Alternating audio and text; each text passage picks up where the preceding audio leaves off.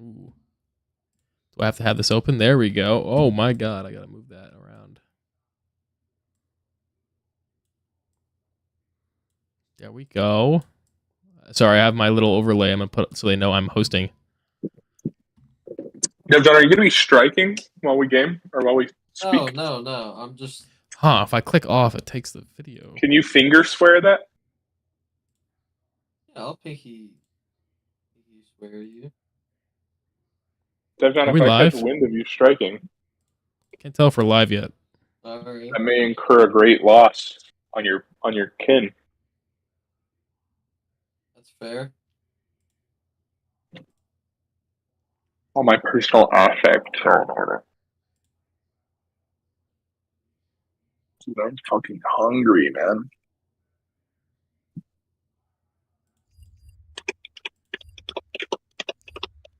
All right, well, Devjon, what did you do today? I'm trying to see if we can get live. I don't know if we're live yet. Devon, talk to us, baby. What'd you get up to today? Eat some breakfast? No, I haven't eaten anything today. Devon, that's not good for you. I've eaten a granola bar. All right. My little eating disorder fairy. What time do you wake up? 5 p.m.? No, like 11. Are you intermittent fasting? No, there's just like 0 items to eat in this house. 0 items, $5 issue. A little bit, yeah. Gotcha. I'm also just doing a little bit of No, I get it. fasting and taking advantage of. I was gonna go to the gym, but Jim had this podcast, and also furthermore, I worked all fucking day, 8 to 6. All right, guys. I think we're live. Hi, guys. Hello, guys. Devjon, get off your phone. No striking. I told No you. mobile Devon, gaming. We're not mobile gaming. We're not mobile gaming. I'll get my Steam Deck out. I'll show you guys Dark Souls gameplay. Devjon, I tuned into his Dark Souls stream for all of 1 second, and in that 1 second, he died to a Baldur Knight. Yeah, he was on Taurus Demon for 30 minutes as well. Devjon, I thought you were good at those games. He was on 30 minutes. 30 minutes on Taurus Demon. 30 minutes. He was on Taurus Demon for 30 minutes. He wanted to get a little recap on Taurus Demon and was stuck for 30 minutes. Asylum Demon and Taurus Demon? He was lying. I need a recap. Give me the. I was sitting there for like 20 minutes trying to kill the Black Knight because I wanted. What's that called? The Thief. You were running Pyromancy, and he wanted to get the Black Knight sword. It doesn't scale with faith until Dark Souls 2. See, he knows. Well, guys, Devjon, I have autism though, so. Welcome everybody. Yeah, all of you, all the concurrent viewers in chat. Hello. Hi everyone, it's great to hear from you. We're live talking. We're in the garage. We're in the gaming garage. It's the first episode of the gaming garage. It's gaming bath time, everybody. In the garage. This being our first episode, let's do some introductions around. I'm Jim Bus, your host. Famous YouTuber. You're on my channel right now. I have links right here you can see. You can check out my Twitter, and you can check out my YouTube posts quite frequently. And I guess we can go around the table here for our two little guests. Devjon, hit him with it. Devjon to my left right here. Well, yeah. Devjon, hit him with it. Devjon. Tell him what you do on the internet. I'm a good pal of Jim Bus and as you will meet Griffin over here. I play various games like Dark Souls. Play some other games as well. We'll get into those games in other episodes.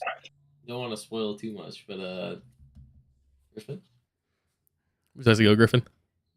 All right, guys. Hey, I'm Griffin, Big Griff, they call me. I used to identify with these 3 labels. It was husband, daddy, hero. Oh, shed the burden of my children. Now it's husband, gamer, hero. I love gaming. That's number 2. It's top 2 of my priorities, and it ain't number 2. You understand what I'm saying? Please go to Devjon's GoFundMe. I forgot to do something. GoFundMe. He needs some Popeyes chicken desperately. Yeah, all he's had today is a granola bar. It's not looking good. I could use a Popeyes chicken. He's not looking good, guys. It'd be lovely. So you love to see it. I'm happy to be here. I'm happy to have had the invitation extended. Sorry, I'm freezing to death over here. Sorry, I have to put some... Sorry, guys, I forgot to put the Firelink Shrine music as our background. I completely forgot. A little ambience going. Hopefully that's not too loud. You guys can put it in the bot if you'd like, but I'm gonna put it on the. I'm gonna have it as a YouTube tab for myself. Yeah, that's all good. Hopefully I don't want to double dip. Are you? Huh? Are you recording in such a way that it wouldn't affect that? Oh no, I'll just have the bot muted if you want. Oh yeah. Here, Devin, let's do that. It might be a good conversational vehicle. It is. It helps. Are they making use of the bot right now, or is that a non-issue? Don't think so. Okay. Oh, I just opened dog sexting, dude. Why is this guy? He's like goats. Oh, dude. All right. We gotta drag him up. Is he down there? Yeah. There you go. He's down there. Yeah, you got it. Here, Devon, you do it. I'm on my phone, man. Mobile Discord. All right, I got it. Yeah. Caca and Wee Whiz, dude. It straight up smells like caca and Wee Whiz out here. Here we go. I'm having some allergies today, lads.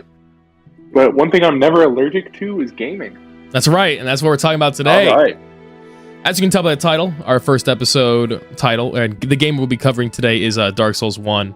Dark Souls 1 and Dark Souls Remastered, we're kind of putting them together in one boat here. Might as well, right? A game that we've all played, I'm sure. I mean, that's why we're here. We're here to talk about it. I hope we've all played it. We're all up to speed, up to knowledge, up to code on Dark Souls. He's at least killed Tor Steven. He's at least killed Tor. He's at least killed Tor Steven. As far as I understand, he has at least killed Tor Steven. That's just. I don't know. Hey, man. I don't know how far your memory serves you. I don't know. Why are we acting like it's?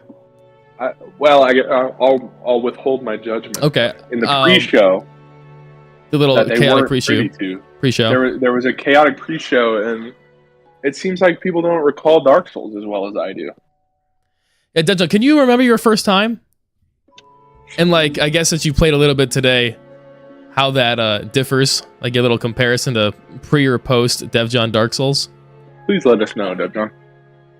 I mean, it was Dark Souls. Unfortunately, it was like a few years before I had played Dark Souls 1. I had finished through 3. I just did like the base story of 3. Yeah. Then, so you skipped the first 2. Yeah, technically, but then like I went back. Played the best one first. I went back to 1, and I mean I enjoyed it while I was there. Right, it was definitely difficult. You know, the mechanics, they're very old school, right? The response, the responsiveness of all of your inputs are very delayed, very slow. I wouldn't say that. A little bit. I mean, I wouldn't say. I would say that the game itself has a slower pacing, but there's not an issue. It's definitely. Well, no. Even I'm the only. I'm not saying it was an issue. I'm not arguing with you. Don't raise your voice at me. Okay, sorry. No, I'm just saying, like, yeah. I mean, you can ascribe a clunkiness to it, but I think that would be misguided. I'm not here to tell you that Dark Souls is the best game ever made. However, the controls are responsive. Yeah. I mean, Griffin, what was your history with the game? Like, when obviously DevJohn played it, like in what, 2021, 2022? He's got, and I probably played it the most recently. I played it earlier this year. The remastered version. I played it last year. Did you play with the? You start on the original or the remaster? Did you ever touch? So here's what happened. My tenure with the Souls series, it's a little nebulous until I decided to lock in and really just put the pedal to the metal, so to speak. So I started off when I bought my PS3. I gained an affinity for harder games. Wanted to try out Dark Souls. Dark Souls 2 was much more readily available. Just supply and demand, simple issues. So I started with Dark Souls 2, and I joined the Covenant of Champions, which, for the uninitiated, it's a covenant that increases the new game level of your playthrough, regardless. So you're on new game 0, it's put you on +1. I wasn't aware that it did this because I wasn't like a wiki fiend. And so I got kind of chased away by the tankiness of the Dark Souls 2 bosses. It was reminiscent of, I had seen gameplay of Lords of the Fallen, and I was like, this is, no wonder people don't like 2. went to Demon Souls, which again was still somehow more readily available for the PS3. Played a lot of Demon Souls. Got to like Maneater and quit.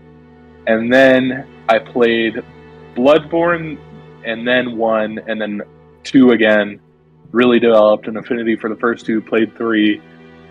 I think I played 3 before 1 actually, but only up to like Curse Rotted Greatwood, and then I went back to 1. And 1 I think is the first one I beat. So I bounced around, and then I beat 1, beat Bloodborne, beat 2, 3, then Demon Souls. I didn't beat until, because I sold my PS3, I didn't beat until the remake came out. Okay, yeah. So you bounced around. You got around. I was all over the place. Before you started. Yeah, like I said, due to my own errors, it would just cause some complexity. But yeah, I think Dark Souls 1, if you're asking for my initial perception of it, even with that bouncing around, I could tell that it was really worthy of the praise to an extent, and I'll get into that a little later, I'm sure. As DevJohn said, it is slow. I wouldn't call it clunky. And I think that, there's a deliberateness, and detractors of Dark Souls will levy criticisms about, that difficulty, some of it is not fair. I think it's pretty fair. A lot of the bosses, I do feel like it kind of establishes that trend where, regardless of morphology, it is still a guy with sword. So Taurus Demon, you could call a guy with an axe. He's a guy with a sword, right? Call a spade a spade. Dark Souls 2 had that issue. Elden Ring had that issue. I think 3. I know we're not talking about the series holistically, but I do, just for the sake of first impressions. There are a lot of guys with swords, and then there's a couple bosses that it's just a hitbox issue. Well, the ultimate issue, right? Of course, always in these games is the camera. And Dark Souls 1 does have. Yeah. I love platforming in my Dark Souls games. Yeah, it's just So I would say that and platforming. There's Orlando Raptors and very notorious, infamous stuff. The one thing I will say, and I was talking to my good friend Jake Cunningham, friend of the show. Oh, he's playing it. I saw he's playing it recently. He's playing through all of them, and he finished Dark Souls 1. He texted me. He said, "What do you think about it?" I said, "It's not too hard, especially now that greater games, more difficult games have come out." Oh, most excuse me. It's not too hard, and I have heard, and this is an indictment of myself. I have not done the DLC. And I've heard that's where the best bosses lie, and that's what he told me as well, because he did the DLC. You got Artorias, Manus, Calamite, take it or leave it. I still can't believe that. I still can't believe you haven't done that. Listen, here's the thing. Wow. Can't believe that. Once you get later in, it's like, oh, Artorias is fast. Like, okay, I've fought Malekith. I haven't done the Elden Ring DLC, but they just nerfed that. Speaking of news, they just nerfed Malekith. No, they nerfed Radahn. Yeah, where they nerfed Radahn. Really? Yeah, Radahn got nerfed. That's actually crazy. That happened again? Pre-patch Radahn was already in vanilla Elden They fixed Ring. his Radahn issue. I don't know if you're aware, DevJohn, like he does like the like a sword swipe where you like slash, and he's like a double slash. Apparently before that double slash was you couldn't dodge that. Now it is now dodgeable. Well, no, you can. You could before. Well, they made it easier. You could before. Well, yeah, they were just stupid. Unfortunately, there is with enough what is it called? I guess human spirit, right? Yeah. The indomitable human spirit. Yeah, the indomitable. With enough willpower, I think he's trying to say. Enough willpower. Enough willpower, you can get anything done. DevJohn, I think that's a very poignant statement, because really that's kind of the nature of the Souls games. You see so often. It really is, yeah. YouTube videos. Nakey Jaggy has a very famous one, very great video called Dark Souls Saved Me. But I think all over the internet, really no matter where you look, people who have experienced Dark Souls in a specific way have had these experiences where that adversity gives rise to, a personal sense of fulfillment. I think Dark Souls has had a positive effect on the people that really cling to it. Like, so much so that in spite of being viewed as, especially by the normies, the uninitiated, whatever, it's the hardest game of all time. There's a tendency, even for me, like it's a comfort game. I'll play Dark Souls, and whether I just play the first half or I play through the whole thing, it's a comforting experience. I like it. I have a lot of nostalgia for it. That stands for the whole series, but Dark Souls 1 definitely retains that. And I think part of it, man, these games have such good sound design. Yes, they do. We have the Firelink Shrine going right now, like that. The warm wash of comfort you get here in Firelink or anything. It's great, blissful. I guess back to DevJohn talking about more of the clunkiness. If you want to get more specific, DevJohn, on the like actual mechanics that annoyed you in the game. Okay, it's like for me personally, I my least favorite enemy in the game are the frogs. I dislike the frogs. And then the dragon. The basilisk. I dislike them. Yes, we are. My journeys through those areas, getting cursed, mainly getting cursed. I think the curse mechanic is stupid. The Great That's Wood. True. The journey to the Great Wood. Oh, to Ash Lake and yeah. Oh my! I did all. What is that actually called? I went up and down the fucking. I forget what it's called. The big wood. Ash Lake and then there's something. It's the Great. I know what you're talking about. It's the Great Log. I don't know. I'm gonna look it up. Yeah, it's a mighty oak. The optional area from Acorn. Let's see. Yeah, I've never experienced that area in my life. I experienced. What else? There was the just on the topic of moving around. The like I constantly I played on controller. Where I would accidentally jump so many times while sprinting. Yeah, Dark Souls 1 does have that issue because you don't have as much agency. Yeah, you have to the way people get around it is guarding. Yeah. So you run with your shield out, which obviously it's a nuanced thing, and you could say, in the same way that reloading before max ammo is like a nuanced, skillful thing. I do think that it would be nice to not have incidental jumping. No, I agree with you. The Great Hollow. The worst experiences I've had in Dark Souls regarding enemies or mechanics. I remember obviously Bed of Chaos, and then I've had some very dramatic. I've had ego death at the hands of Nito, and now I'm much better at the game. But the first time I played, Nito. Yeah, he had my number. Nito is super brutal for sure. Oh, I mean, do you want to get into least favorite bosses and areas right now? Sure. Want to get into get into least favorite? Is Nito up there? Is one of your least favorites? No, not anymore. At the time, 5-7 years ago, I would have said God, yes.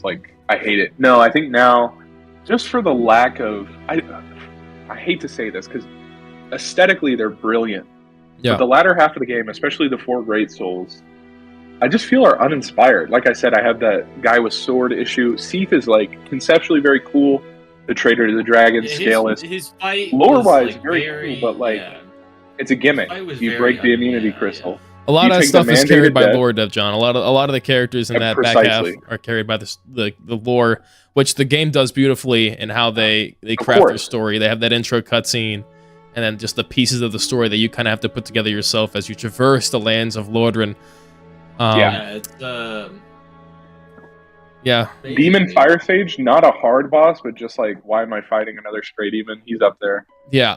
You can see the Elden Ring writing on the wall already in day dot. Well, I guess Demon Souls was day dot. In day dot though, you're seeing this recycling of bosses. Was Ceaseless Discharge the famous glitch where you can one shot them? Was that also in the original?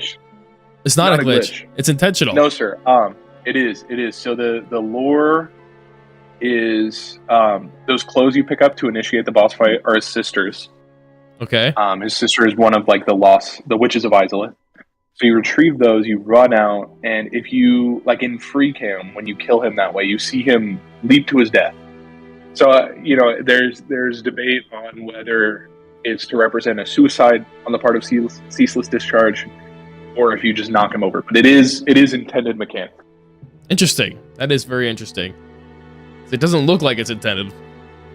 No, it looks, and part of that's the UI, right? They hadn't, because Elden Ring, and I would say Bloodborne even more so, they have these refined UIs that look great. Dark Souls 3 as well. You could say that of all the Souls games. You look at the UI, you know specifically which Souls game you're looking at even. But the UI, the way the health bars move, I think makes that look choppier and buggier in one, specifically that instance. But no, it's totally intended. Much the same as when you first killed Iron Golem. Did you push him off? No, I didn't know about pushing off Iron Golem until after. Like there's a lot of things that I didn't know about. That kind of like I got pissed off, like specifically at DevJohn and Grady for not telling me about these things. Well, DevJohn was your Sherpa, and gosh, did he lead you astray, Jim? I think you had one of the most unique. Because people always say the strength of Dark Souls is experiencing it blind, and I don't totally agree, because I think you had such a unique and memorable experience thanks to DevJohn. A lot of my stuff was not necessarily... I was practically going in blind with my guide. Yeah. I skipped all of Blighttown, almost, by like, I got to like some halfway point, and then I jumped. Yeah. That's everybody's least favorite. I don't mind Blighttown. I hate the sewers more. Yeah, no, in Gaping Dragon, the run back sucks. That was one of the bosses I was talking about earlier with the terrible hitboxes. It's just like it's not hard, but I feel like there's always that caveat you gotta add. But no, because I run the game, usually I just run like a strength build. So especially the first time, that's how I knew about the Iron Golem immediately, because you hit him with Zweihander and whoa, he loses his balance, whatever. Yeah. But yeah, so I agree wholeheartedly. I think, especially now, like having a lot of experience, being intimately familiar with the game, you can skip Blighttown. Yeah. Just go to Quelaag with you can run past a lot. Whatever that key is, the master key. That's like the. Is there any other starting item that even compares? No. To master key? I feel like everybody picks master key. Really. It's just the you one might as well, or run Thief, and then you can take the Black Fire Bombs. Because without Master Key, you can't even go get Grass Crest Shield off the start. Not early, no. Yeah, you can't get that early. Yeah, not off rip. Go around. Yeah. No, and I do. That speaks to Dark Souls has this sort of roguelike quality where, obviously, it's not permadeath, but there is this degree to which. Like, it's one of the only games I hear people talk about where they finish it and want to do another run immediately. Because you've learned so much. Yeah. And I felt similarly. That procedural mastery of Dark Souls is so strong. Like, that's why, myself included, like, you see people that the major gaming they do yearly is another run of Dark Souls, another run of Dark Souls 2, another run of 3. Like, I run 3 probably every year. No, so I think that is huge for it. That's hugely important, and that speaks to the excellence of the world. I think that's specifically because of just like going on your first playthrough. Like me, I struggled so much on Belt Gargoyles. You kind of want to restart and be like, okay, I'm not going to struggle on Belt Gargoyles. Yeah, again. now I'm good. Yeah, you do get good, and that's a tired adage, but granted, I started all my games naked. I did choose naked every time. The club. That's true. Well, there was what? There was the Bloodborne. Oh, we'll get there. We'll get there. We'll get there. We'll get there. We'll get the Bloodborne one later. But yeah, you played Bloodborne now? I got Heartstuck Cleric Beast. Oh, yeah, I got Heartstuck Cleric. I haven't went back. I know. I didn't know that. Okay. I didn't know that. You didn't even get the Gascoigne? No. Did anybody tell you Cleric Beast is totally optional? No. Yeah, it's not. It's totally like you could. What? Gascoigne, no. No. No, you can go straight to Gascoigne through the sewer. Oh wow. No, yeah, Cleric Beast is. Well, I have to go Cleric Beast. At all. No, I get it. For you, yeah. That's the thing. Dark Souls gives rise to these. What do they call it in like open world games like Skyrim? Emergent gameplay. So now you have a story with Cleric Beast. No, and I think again that's a strength. That's a game journalism. Was there any of those kind of bosses? I guess it would be Ornstein and Smo would be the one for me in the Dark Soul. I spent not the longest, but he did get me stunned for like at least an hour.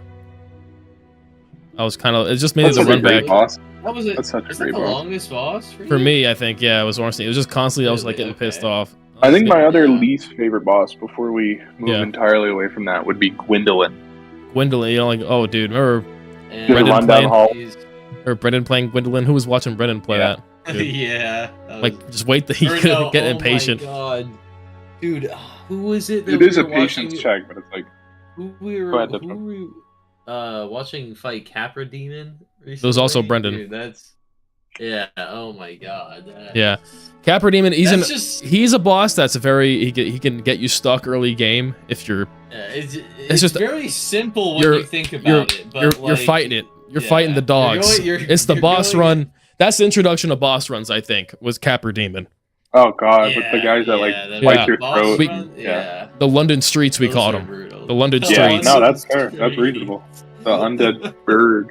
For those who don't remember, it's the big, because what even is that area? Because it's right above the sewers, but I don't remember the name. It's like below Undead Burg, I guess. Yeah, but it has a name. It's below the parish. It has a name, right? Parish. I don't think Undead Parch. Yeah, we could. Jimmy called it the Undead Parch, I think. No, well, actually, the parish is where the gargoyles are. It is below. Oh, okay. Or no, the parish. Yeah, because you meet the Drake on the bridge. It's right beneath Solaire. Underneath Solaire, you go. That's where. Yeah. Is it still the same area? It's below parish. So maybe there isn't an area change. I don't know if it has a name because you go into the depths later. Yeah. You get the key. And that's your favorite area. My favorite. Oh yeah, Jimmy's. Rats and frogs. Jimmy's favorite. Dude, the rats almost. That has to be my least favorite area in the whole game, at least in Dark Souls 1. Some bosses that were like not bad but disappointing. I wasn't huge on the Four Kings. I felt they were pretty. Dude, yeah, no. You're right. It's just a DPS check. They're so cool, though. Yeah. They're so cool. Visually, the fight really itself, cool. I didn't really get much from the fight itself. That's fair. But like fighting, going through the abyss, yeah, especially with the later ties through the DLC narrative, which obbiously, in spite of having not played on 32. Love the Manus. I love the Manus. That was a good fight. Yeah, the abyssal, and even the Artorias like abyss ties, because you get the art of abyss walking from Sif. Obviously, Artorias' companion. That's right. Yeah. You're not wrong because it's just a DPS check, and they have like magic projectiles and a command grab. But that's it. They have like 2 moves. The scale, you gotta admire. Yep, they do look cool. Mm-hmm. But that can be said about like almost all of them. Yeah, well, that's what I said. Like aesthetically, the Great Souls are very cool. I will say this. Even though you can parry Gwyn and trivialize him, I think he is top 3 bosses in the game. Just the walk up. Thematically, the walk up, the kiln. Just walk into the castle. Obviously, the music, yeah, infallible, iconic. Yeah, and then just because he's the king of a dead nation, a broken nation that he himself destroyed. Like it's very cool. He's just there chilling. He's just there waiting. There's a reason he's so useless. Yeah, I mean he's followed beyond belief. Very cool. Really did it to himself. Yeah. It's kind of got that Hollow Knight thing. There's a lot of similarities. Have either of you played Hollow Knight? I haven't played Hollow Knight. A little bit. Okay. Well, then forget it. I don't want to spoil it because it's a great game. But I think it's on the pod. We have it scheduled. I'm in. Looks like I'll have to finish it. You better. It took me a while, but I was also playing with like a controller input delay. So it's funny that DevJam mentions that for Dark Souls because I had a wired rock candy gamepad that was fucked up. Was there anything you guys really noticed? I'm assuming most of us here did at least like 1.5 or 2 playthroughs. Dark Souls 1. I've done 10. 20. I mean, this is a test of your memory, but is there anything that you didn't catch on your first playthrough that you noticed in your second, or like how did your playthroughs differ? Like any bosses that were more difficult or easier? I think.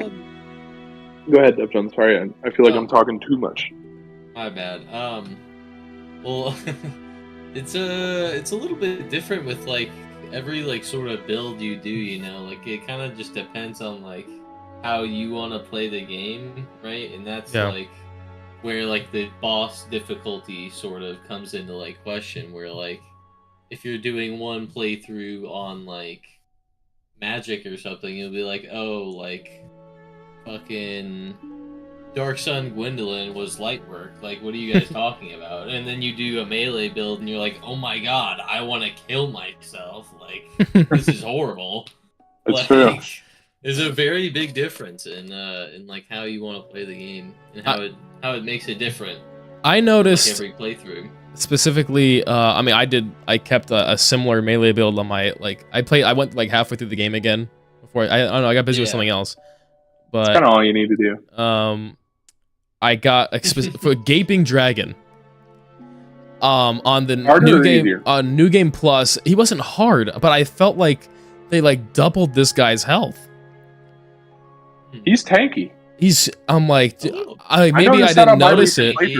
Maybe I didn't notice it the first time playing it, but I felt he just had a lot more health than I thought he would have. I think the first time I played, I ran Uchigatana, so I'd bleed. Okay. But yeah, now the most recent time I played, I think I might have left Gaping Dragon undone because I died once and I was like, dude, it's the depths. Get me out of here. I gotta spend 6,000 souls on a cursed stone to get uncursed. Yeah, that charge attack he does, terrible. Yeah. And you can't just go fight Gaping Dragon. You got to get rid of the channeler. Yep. So yeah, I agree. That whole area is miserable for sure. I think what I see is like the classic example of a boss that kind of waxes and wanes, so to speak, with playthroughs is Ornstein and Smo. Because there's obviously variety in like whichever one you target first, you know, whoever becomes powered up. But I think like that's not only is it a testament to being a good Souls player, like being able to manage two bosses at once, obviously. Yeah. But there is like a theory to there's a knowledge check with Ornstein and Smo, because who do you want to kill first? Whose soul do you want? Whose drops do you want? Oh, I love that hammer. And you. Yeah, no, exactly. Like that hammer. You know, if you're a Rust build, if you're using a rapier, you want to get the Leo ring or whatever it is from Ornstein. So you wouldn't get the hammer, right? There's a choice to make. The path kind of give a bifurcation in your game path. But I do really feel like sometimes I struggle for hours, and then sometimes I one try them. Not hours anymore, but back in the day for sure. And I really think that is a testament to, like DevJohn said, the way that it shifts with build and it shifts with intention. I think, and plus it's a turning point for the game narratively too. So I think it's just that critical point for me. Like that could have been the game's climax. Yeah, I definitely. I think they peaked at bosses probably at Ornstein, then again at the DLC. Then the DLC it picks back up. Except for the fucking. I mean, this is in a lot of their games, but the dragons. For Kalameet, dude, that's the first one, right? Kalameet. Kalameet. Yeah, Kalameet's the like rough. Kalameet was rough. With the camera. I'm like, did you brother, get the giant to shoot it, or yes? Is that government mandated? I think Dejon told me to do it. Okay, but it's not government mandated. No, it's not. You can just go in there and like eat shit. Yeah, wreck. Yeah, get wrecked a million times and just leave. Well, no, because literally you can't even fight him if you don't do that, because he'll just like nuke the whole floor. That's right. Like, yeah. You think, but I think people do still attempt, maybe like challenge. That is true. There's a rock you can stand behind. Yeah, there's a rock you can stand behind and just like bow him. I think it is possible. It's just it's extremely hard. It makes it like a million times harder if you don't. Yeah. Well, obviously I haven't experienced it. Have you guys ever died to Pinwheel? Let me ask you that. Nope. No. Oh. I have. You died to Pinwheel? Really? I've died to Pinwheel, yeah. Because I did it early. I wanted to do early Pinwheel. I wanted early Father Mask. I guess not early. See, that's the thing about Pinwheel, is who knows where he's supposed to... Nobody knows what Miyazaki wanted out of Pinwheel. Like, are you supposed to fight him before Nito or when? Yeah, because the Rite of Kindling is a useful tool, but... Like, when are you making that trip That down? is a good question, because like if you do like the normal layman's track through the game, you kill Pinwheel in like 4 hits. Yeah, and it doesn't matter what build you're running. Like, even Soul level 1, like you're just gonna whack it. So at the level you fought Pinwheel, did he have like his health was a lot? Obviously, considering the weapons you had. Honestly, it still wasn't that crazy. I was like, I think I may have fought him. Coming down the elevator before Gargoyles. Okay. So like looping back around, I was like, might as well do Pinwheel right now, and then I died to Pinwheel. But I don't like it. You know, it could have been a 20 hitter or whatever.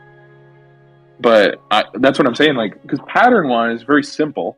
Like, there's not. Yeah. That's not a boss that I feel like is intended for later when you have a mastery over dodging. I don't know. It's an enigma to me.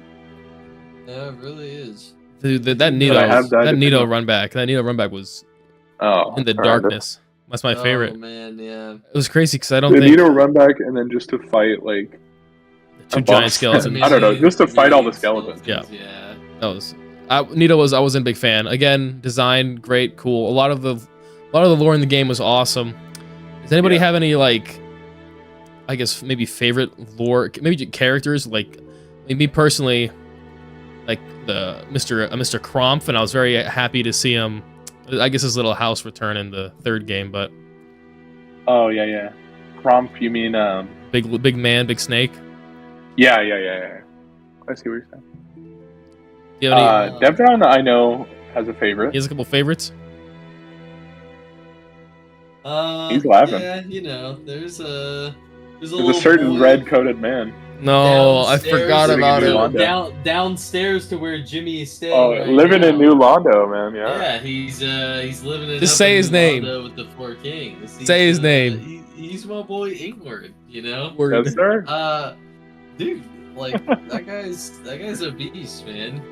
I mean, I don't know. He gets so much disrespect. I mean, it's just like, oh, this fucking red guy. Like, what the hell is he doing? Doesn't he try to kill you? Gives you these No. Doesn't try to kill you. No, he's Devon, you fill him in. Well, talk about his story. Yeah, so he's there as like sort of like the last guardian, right? Of New Londo? Like of the sanity of New Londo, yeah, because like everyone else is turned into ghosts, right? Yeah, because of the void and shit, the abyss. Yeah, the abyss. Well, evil Snake Man, whatever his name is. The Dark Lurkers or whatever, the Dark Wraiths, because Krampf's brother, whatever his fucking name. Koth. Yeah. Koth. Krampf is the one up top. Yeah, that's his name. He made a deal with the Four Kings, and they were like, "I bet." Like Frompt is his name. Let's. Yeah, that's right. Frompt is the chill one. Yeah. Chill. Arguably, like allegedly chill. Speaking on these two, I've never met Koth. That's because if you talk to Frompt and you give the Lord Vessel, Koth doesn't want anything to do with you. Yeah, okay. So I've done it once just for the achievement, but... So what do you do then? You give the Lord Vessel to Koth instead? You don't do anything with the Vessel until, you go kill Dark. You have to do Four Kings first. Okay. Otherwise, those the gates don't go away, like the orange light that impedes your path, or it's like the Grand Archives and stuff. So you have to start with Four Kings, which is, I mean, fine. I don't know. I normally start with Steve, but what did I do? I don't even remember. I might have done. I think I did Nito first. That's rough. I probably did Steve. I think that's why I had a lot of. I did him. Yeah, I think I might have did that guy first. That's rough.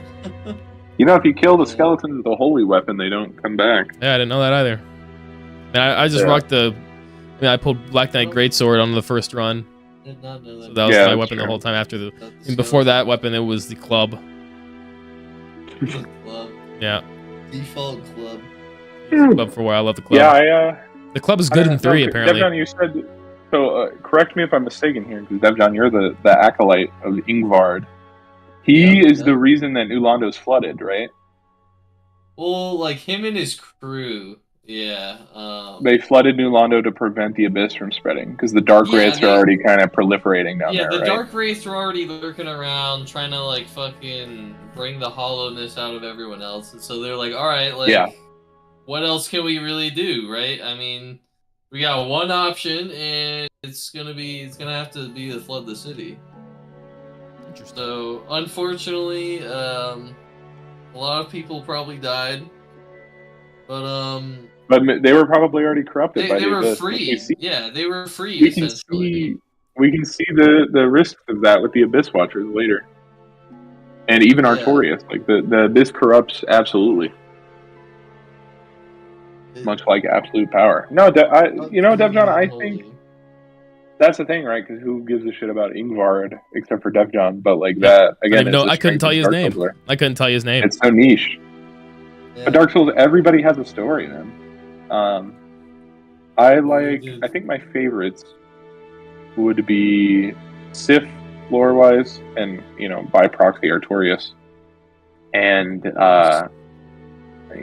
Gwyn just ultimately for the themes, like he's a epitome of what Dark Souls is about. And who else do I like? I like Andre just because he's ever present. That's right. Yeah. I like I like them all, man. But honestly, I do very much enjoy. I like the Seath storyline, being traitorous to the dragon. With Big Hat Logan. Yeah. Bro, Seath was Big Hat Logan. Yeah, Big Hat Logan. I think would be my favorite character, especially after my recent Magic run. He inspired so much sorcery within the rest. He's of so the cool, series. dude. Because he's he's got his acolytes, but he's still. It's weird because later they kind of adopt this theme for sorcerers in Dark Souls, and it started kind of in 2, where they're pompous. Yeah. You have Strayed of whatever town. In Dark Souls 3, Strayed is rude. Bastion? Is it Bastion? I forget. Is that what it's called? No. He's in Farron Keep. Oh. He's in Farron Keep in Dark Souls 3. The one that's like, I won't even talk to you unless you... No, in 2, he's in No Man's Wharf. The Carhillion of the Fold or something is his name. Big Hat Logan's there? Big Hat Logan is not there, no. No, Big Hat Logan, he gets referenced. Spoilers. Oh, I know. Dead as shit. Yeah. Hollowed. I know about that. He is referenced. You can find his hat. Oh, in Dark Souls 3, the Crystal Sage wears a big hat, much like Logan. Yeah. And obviously, presumably, the Crystal Sage is just well-versed in magic. So, now Big Hat Logan, I think, as a thread and as a reference point through his quest, through the game. His whole side quest. His side quest is great. You first talk to his scholar, his friend, his pupil. Let's talk about the fucking snakes, man. The fucking Sense Fortress. I mean, that's where you find them. That's true. Dude, there are so many chillers in that place. All the chiller snakes. It's like Ninjago, man. That's the only thing I could think of was the Ninjago snakes in that place. They're going to summon the Great Devourer. And you know what? I will say this. Aesthetically, Iron Golem is up there for me in terms of boss design. He looks good. He looks a little stupid because he's got no legs, really. He's very top-heavy.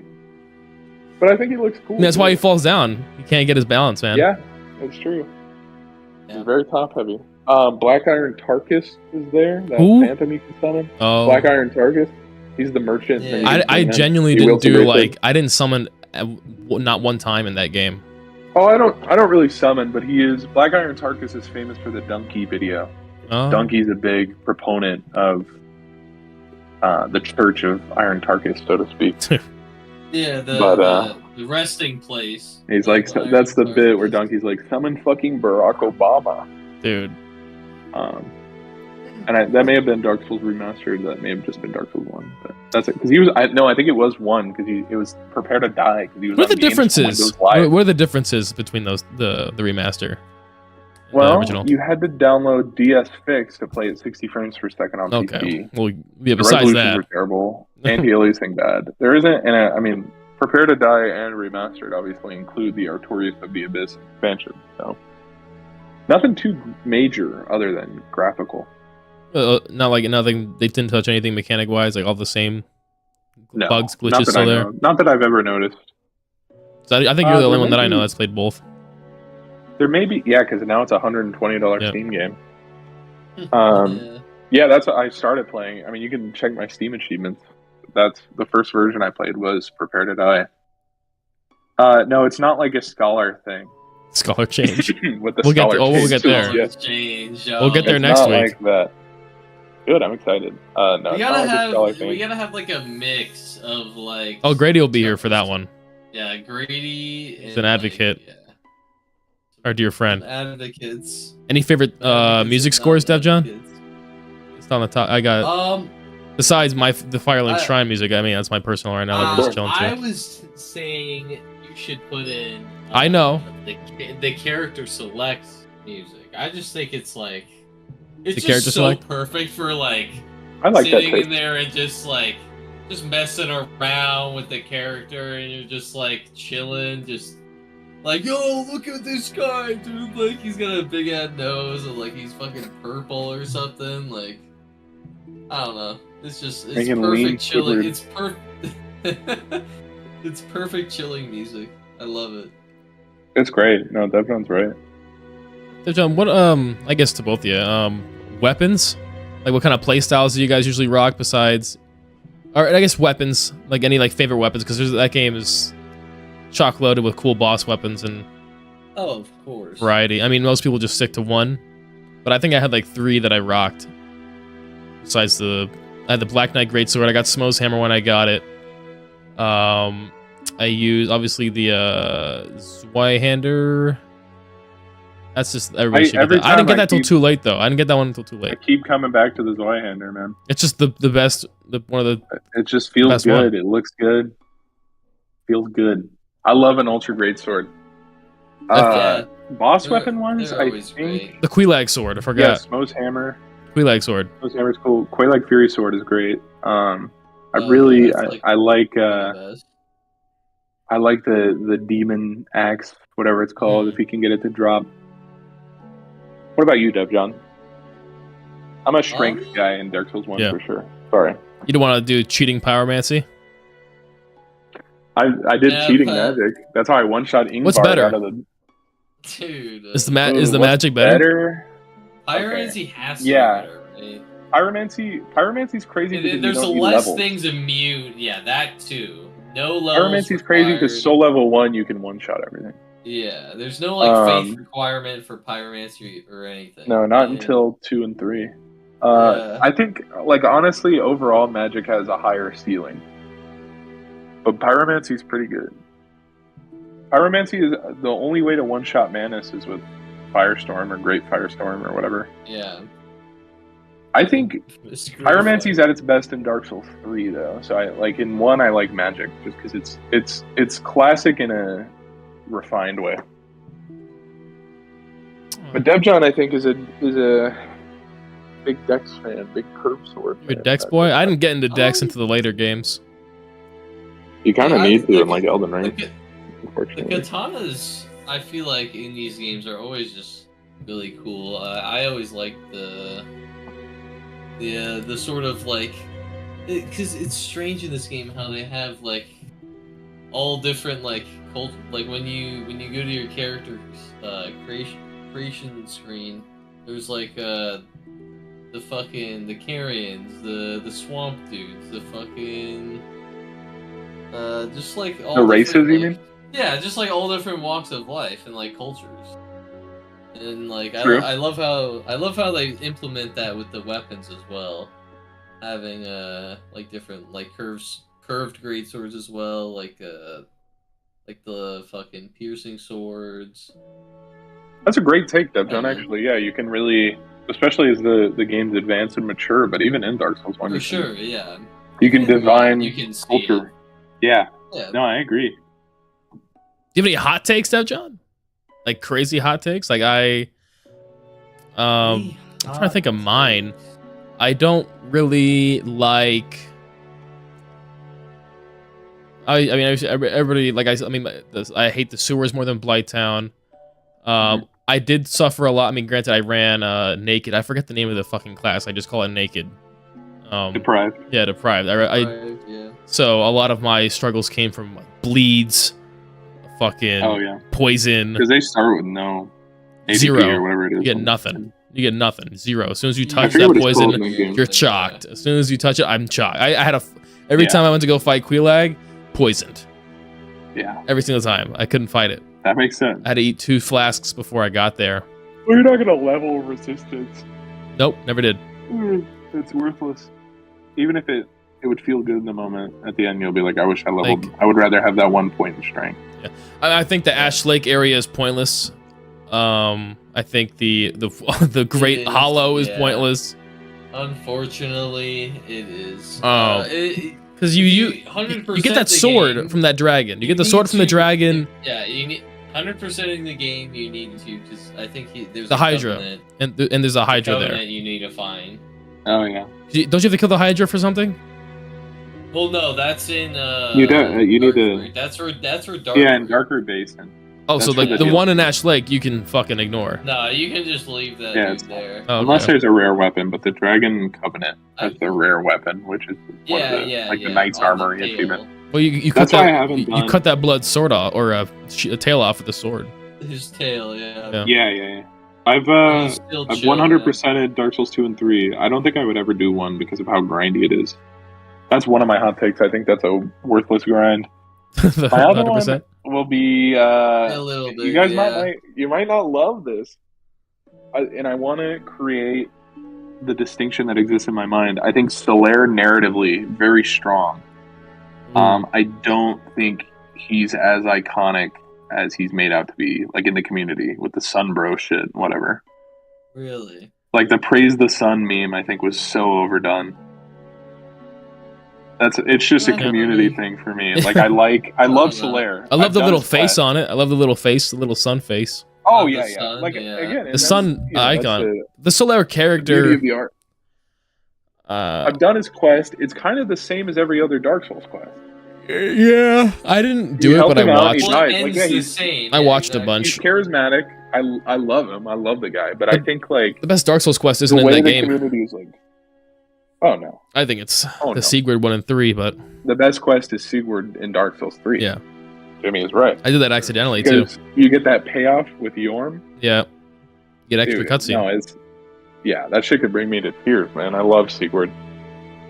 Mr. Solaire has some pretty good quests. Solaire, again, narratively it's strong, but I feel like he just showed up in more games. I feel like they kind of, if he just like had kept going a little bit more, like if he had made appearances in others. I know they reference him, or even like another Sunbro, because in Dark Souls 2, there's no more, right? In 2, you just see the statue of him, or it's a statue probably of Nameless King, and then in 3, there's no rep either. You just drink the soup and pick up the Covenant off the ground.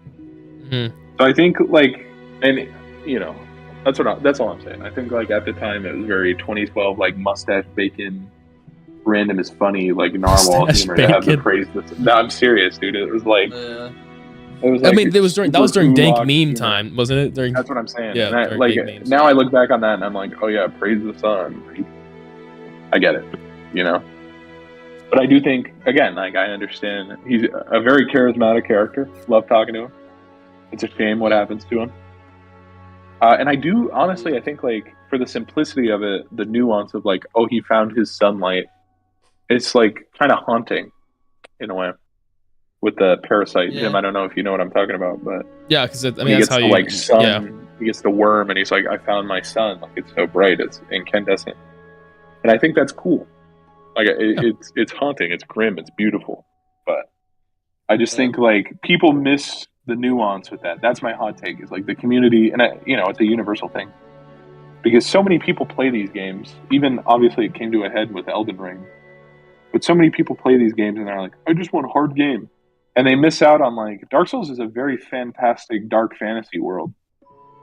It is, and they only get the lore from VaatiVidya, which I love Vaati. I'm not slighting him, but some of it you do have to experience. Like do the quest lines for yourself, maybe once, try it out.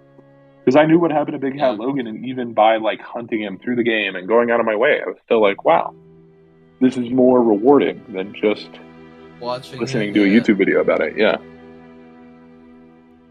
That's awesome. I love that guy. I mean, I didn't really touch most of the side quests back then. I guess for the first game, I kind of did them more like 2 and 3. Unless Dev John told me to do it. 2 was a great one. Do you do Lucatiels? Nope. I don't know who that. I don't even know who that is. I don't know a lot of names. I like Lucatiel. That's fair. The bitch with the mask. And like the funny hat. Yes. She's cool.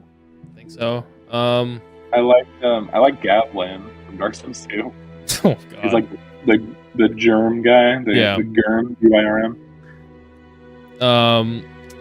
What I guess on the topic of areas, like what kind of not necessarily bosses, like what kind of encounters like kind of stick with you, like even after not playing for a long time. Like for me, the like part of it was before the Nito Tomb of the Giants, the pinwheel skeletons chasing you. Oh, the bone wheels, yeah. Yeah, and then obviously the London streets and Capra Demon are there. The fucking getting lost in the fucking sewers because I couldn't tell you how to. I still can't navigate through the sewers. That's fair, man. I can't do it. It's pretty. I think every time I play, I just get lucky. And so yeah, like what? And it could be good ones too, like the walk, again, like a walk up to Gwyn. Like remember, like up to Anor Londo. Yeah, the Anor. DevJohn's like eloquent video, or not a video essay, but a essay in response to the cut theme in the extended cut of the theme when you're walking into the kiln when the transient ghost. It's gorgeous, and DevJohn really put it poignantly. But I do like that. I think like the entire end of the game is great. DevJohn, you go first because I got a couple to think about. Yeah, I mean that fucking. Like you were saying, the walk up to the kiln, Anor Londo walk up. Ooh, just one more. The painting. The Artort. I like the painting. Oh, yeah. That's a really cool Secret one. World. Kind of just like the intro and the ending of that area are really good. Oh wait, did my camera freeze? Your camera did just freeze. Yeah, it looks like you got a bad connection there, buddy. Ooh. You there, Deb? This camera is just fucking weird, dude. That's all right, DevJohn. We get troubleshooting time. I can talk while he tries to figure that out. Figure it out, DevJohn. So, one of mine is kind of just like it's funny, it's good, I guess. Yeah.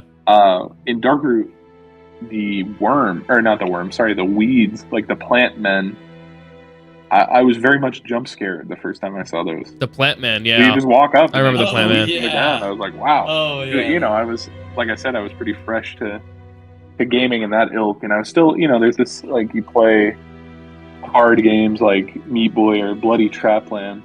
Oh Christ! It's like a game that it's designed to just suck. Not that Meat Boy's great, no, but you know what I'm saying. Like the ladder. Yeah, Bloody Trapland. The ladder. Yeah, punishing platformer.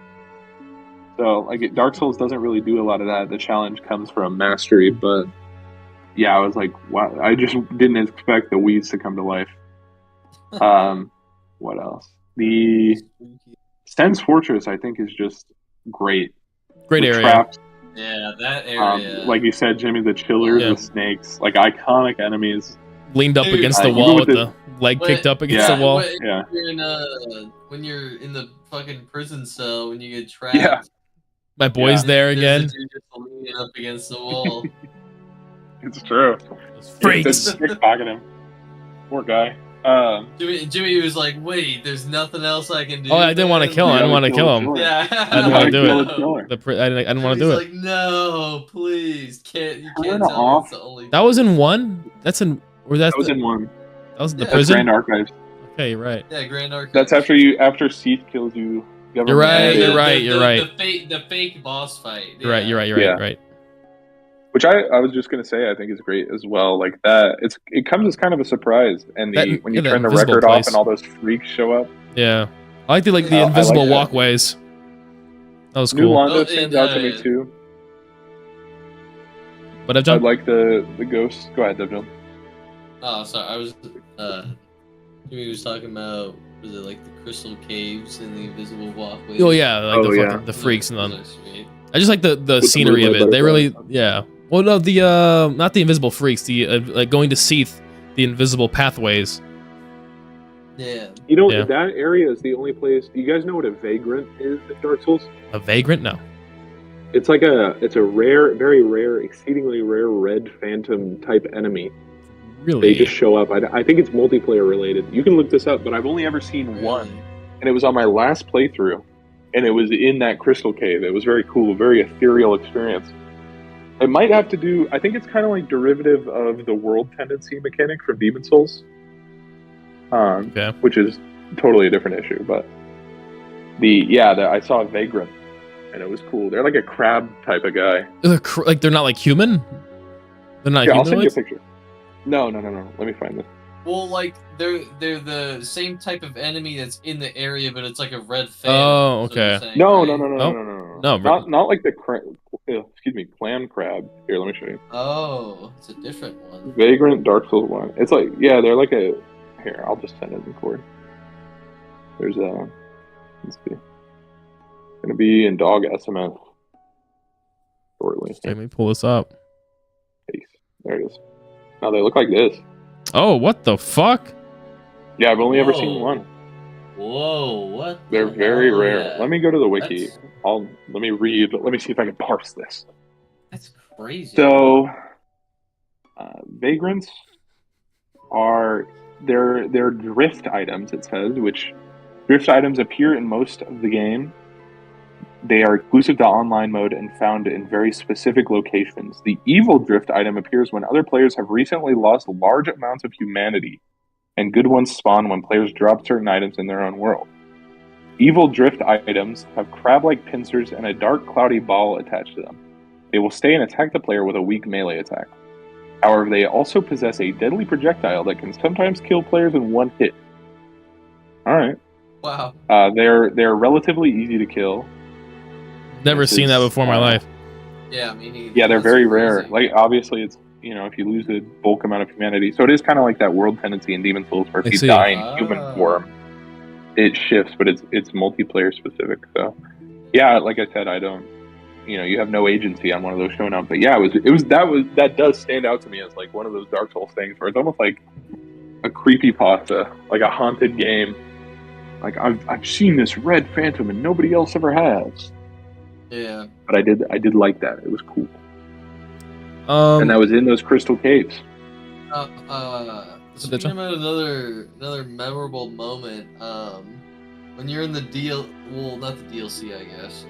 When you're in the painting, and you're like in the starting area, like towards the right. And, the fucking freak. The graves. Yeah. And then you get invaded. You get invaded by King Jebediah. Bro's got the fucking 10-foot tall hat. He's fucking. And it doesn't help that there's like because when you enter that area, there's like a shit ton of goons that just stand up, and then Jebediah just comes and makes things worse. Yeah, that's a crazy one. There's like a theory with that, how like you guys know in Blighttown how to like progress, you have to like fucking kill that little thing like popping out the wall. Yeah. What? I might have skipped that like shit. Worm creature? Yeah, the little worm creature. Oh, the ones that like kind of block. They block the. You mean freaks the, that like, block millipede? the walkways and shit? The like millipede guy, DevJohn, or the ones that breathe fire? I think it breathe. Yeah, I think the ones that breathe fire. It's got like all the tentacles and shit on it. Yeah. Yeah. In the game code, it says that creature that I was just describing, it says like it's like the son of King Jebediah or something. Dude. Because like blood, That's crazy. if you look at the structure of that creature and like the hat he's wearing, it's like I don't know, man. It could be something there that just like never they never did anything with it. Like there's no concrete evidence or lore or anything. They never answer anything. Answer anything. God no. No. But yeah. That's not Miyazaki's way, because we don't even know. We'll never know what happens after most of the Elden Ring endings. Oh yeah, dude. Yeah. We don't know what happens in Ronnie's new world. I'd like a game about that. That'd be cool. That would be super cool. The Frenzied Flame is cool. I don't know. I keep talking about other stuff. Bloodborne, even with when you become an infant great one. DevJohn missed that because he didn't eat the umbilical cord. Devil Bob. Anybody use the Drake sword? I never did. Once upon a time, yeah. I think I got it, but I never used it. No. Because you see a lot of strategies where people use the Drake sword. Like there are a lot of different starting strategies. It's an early game crush. Yeah, because you can't. But it doesn't scale well, and it requires Demon Titanite. So I think it's like a trap. I think Miyazaki laid that as a trap. Just to invest into a weapon with no longevity. Yeah, you invest in a weapon that will not serve you until the end. You'll be kind of. I mean, and honestly, brutal. I don't know. There's this phenomenon, obviously, in other adventure games wherein you're expected to switch weapons and realistically in Dark Souls, you can win with anything. You can start with a club and end with a club. Yeah. And it's not necessarily bad. Like, there are bad weapons, of course, but a majority of them are viable, which I think is one of the strengths as well, because it really does cater to your playstyle, even in spite of the challenge of the game. In Dark Souls 1, you can beat the game with anything. You can beat the game with anything. Yeah, really. I mean, same goes for everything, right? Like, I did Broken Straight Sword, Dark Souls 3. Yeah. So the only other boss that you can't, because it's right after Udex, so I just fisted only Udex, and then did BSS. And that's what's great about those games, man. You can use the piercing shield. You can deal roll damage with the Armor of Thorns, and that's your main damage output. It strengthens the replayability of all the Souls games for sure. I guess variably so. I guess that kind of wraps around to the full. I guess because the title of the video is, does Dark Souls 1 still hold up? So I guess. Absolutely. When we've kind of addressed it throughout this whole thing, but like we can attack it more in depth here. I mean, we've talked about how these games have infinite replayability almost, with the different ways you can go at each encounter, depending on your play style. It's I don't know. I think I'll still be playing Dark Souls 1 when I'm 60. Yeah. How do these FromSoft games do it, man? Like, how do they differ from the normal games? Miyazaki, I think, is the smartest man alive, and he just has a crippling foot fetish. Oh. Have you guys seen the? Like, that's not a meme. Have you seen that Renala in Elden Ring? Her model is made such that each toe can wiggle individually. Bruh. Jimmy, I challenge you right now to rack your brain and think about how many barefoot women are in the Soulsborne Ring series. Many. Dude, I just don't look at the feet, man. I just don't look at their feet. That's fair, but I'm telling you. Yeah, there are plenty. You'll see more than your fair share of feet. Yeah, dude. I mean, Dark Souls 1, like, I played it this year. I had a great time. I don't really see the clunky argument. I mean, granted, I guess I do. If you start at Elden Ring and you go backwards, which I think is the problem, if you like go at Elden Ring and you're all right, I'm gonna go backwards. Don't get me started. Then you'll definitely feel a distinction, like especially in Elden Ring where you can jump. People, when a game from 2012 plays differently than a game from 2021. That's why if you start from Dark Souls 1, you make your way up, you get a better progression of the mechanics. And even still, Dark Souls 1.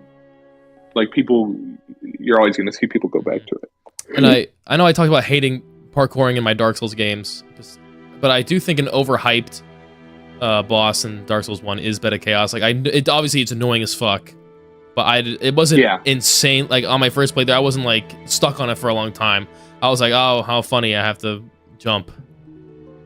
It was kind of like I can see that. I think like I said at the time, and I was obviously much fresher to the world of difficult games or gaming in general, because I hadn't, Dark Souls 1 was one of my first, like, I was just playing Zelda and like Mario before that. Not that I still play Mario and Zelda, but the challenge wasn't always there, and I did struggle with Bed of Chaos, but now in retrospect, it's really not so bad, and it's easily manipulated. I think that's part of the thing too with Dark Souls is you gain mastery, like it's kind of like in Bloodborne, which obviously, Jimmy, you haven't experienced, but you are obviously a hunter of beasts. As you advance in the game and you get better, like, the bosses themselves feels like you're hunting them versus being hunted. And I think, like, part of that is the, thematic nature of the game. But Dark Souls 1 kind of has that phenomenon where on replay you feel like you are the chosen undead or whatever, as opposed to just some guy, just some hollow. Oh, yeah, that's well said. I mean, we're coming up on like an hour and change right now. Unless you guys have any more, like, any concluding thoughts, you want to wrap up your full sentiment, DevJohn. Like, I guess we can go like a little bit of a review here with the score. Like, do you we can go around the table here. Do you recommend Dark Souls?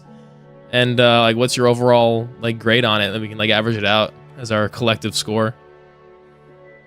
I mean, it's great. I definitely think... Is it for everybody? It's one of the better Souls games for sure.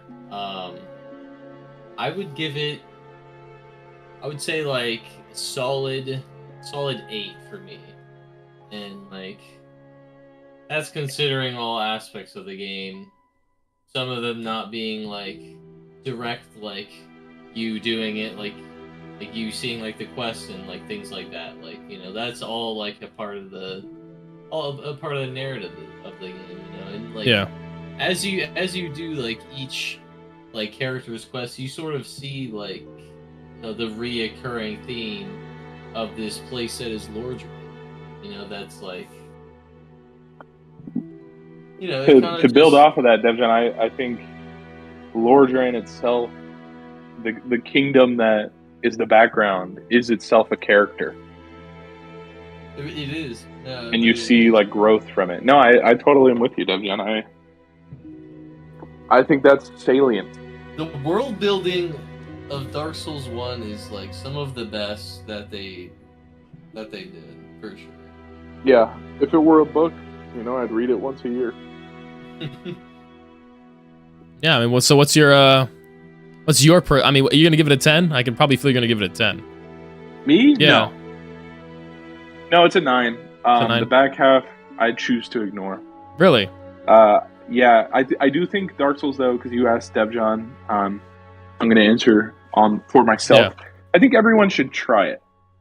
Because you see these, even with people like Kai Cenat now playing Elden Ring and then kind of bouncing around, like, there's so much strength in these games, and especially Dark Souls 1, that people who either have an aversion to single-player games, I just play multiplayer, whatever. COD 2K, bro. I just play, there's an artistry that I think people miss out on, and Dark Souls is pretty accessible. You know, get it on GG Deals or whatever. You can get remastered for any console, really. It's even on the Switch, man. It's great. I wouldn't give it a 10. My 10 is reserved for Dark Souls 3. Spoilers. That's like a perfect game.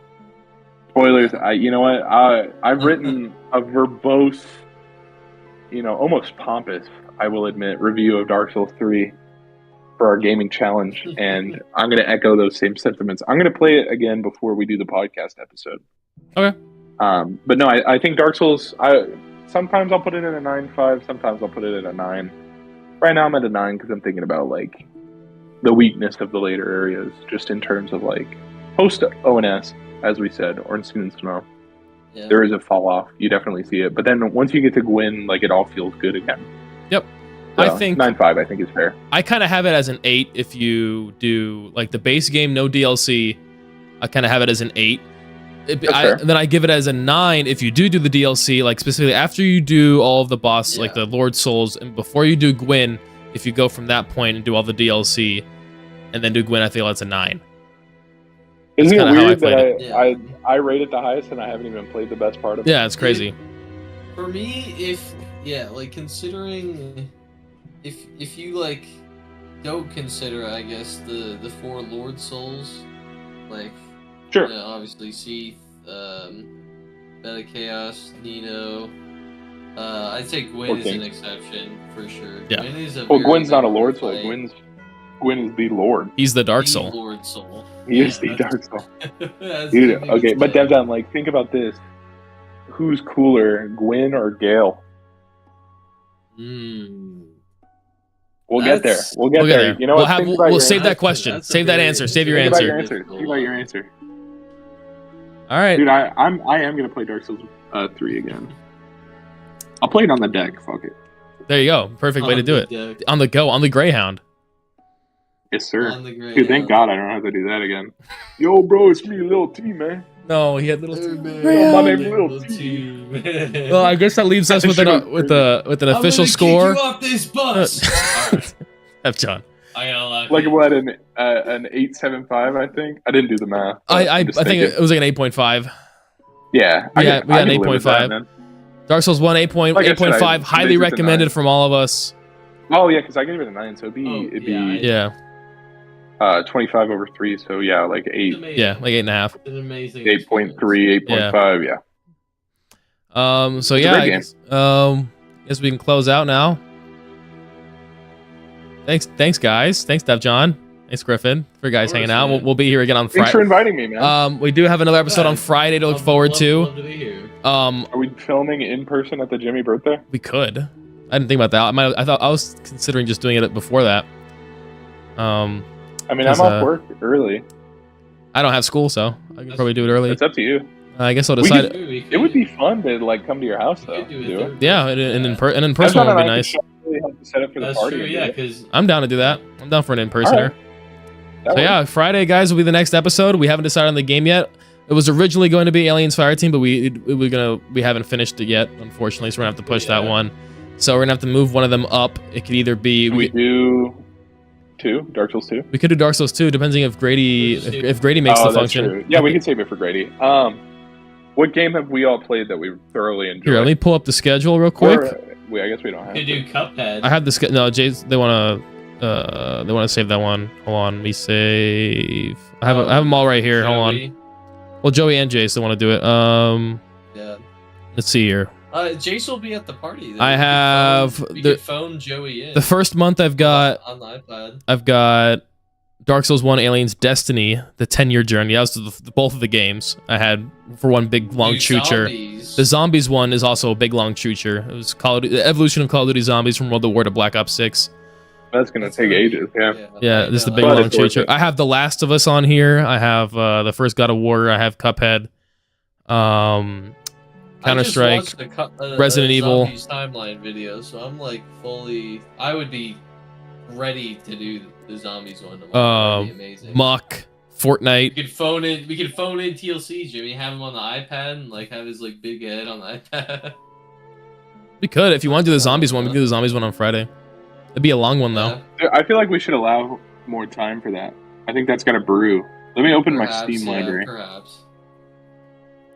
Let's see. We'll set it. We got I have Cube World, the Cube World Disaster. Want to do Dark Souls? I don't know if this is crazy. I want to do a not necessarily for Friday, but in general, I want to do a Metal Gear Rising Revengeance episode. We can do it. We'll have it as a little book club scheduled. Let me go to my library. DevJohn, what games do you even play, man? We could do a Doom one. Doom 2016. You're right. Want to do Doom on Friday? I'll do Doom on Friday. I just finished Doom recently. You just finished that. I know. I saw your achievements. DevJohn, have you played Doom? Yeah, I played it somewhat recently. Boom, Doom. All right, we're sending. I'm locking that in. Right, Doom for Friday. Sweet. Doom 2016 on Friday, gentlemen. Catch us on Friday around the same time. We'll be here. Say goodbye, DevJohn. Peace out, guys. Go to patreon.com/gaming. Well, so you haven't set that up yet. /gaming. Don't donate your money. Not yet. Go to patreon.com/DevJohn. Don't donate your money. See you on Friday. Okay, all right.